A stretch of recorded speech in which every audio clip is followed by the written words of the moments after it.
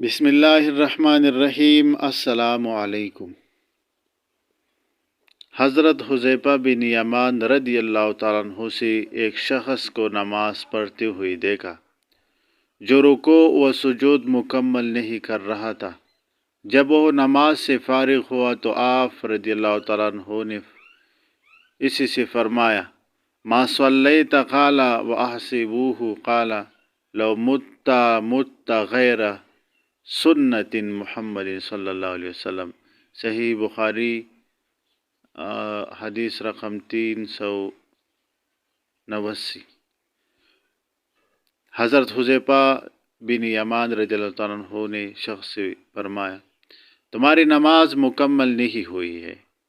اگر اسی طرح نماز پڑھتے ہوئے تمہاری وفات ہو گئی تو حضرت محمد مصطفیٰ صلی اللہ علیہ وسلم کے طریقے کے خلاف نماز پڑھتے ہوئے تمہاری وفات ہوگی۔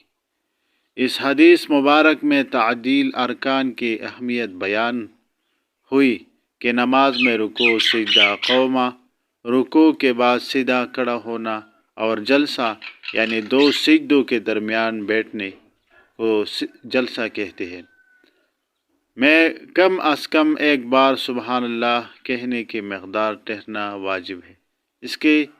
اسی کو تعدیل ارکان کہا جاتا ہے۔ لہٰذا نماز میں جلد بازی نہیں کرنی چاہیے ورنہ نماز دوبارہ پڑھنا ہوگی۔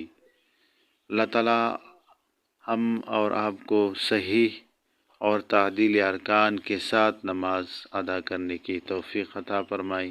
فی امان اللہ۔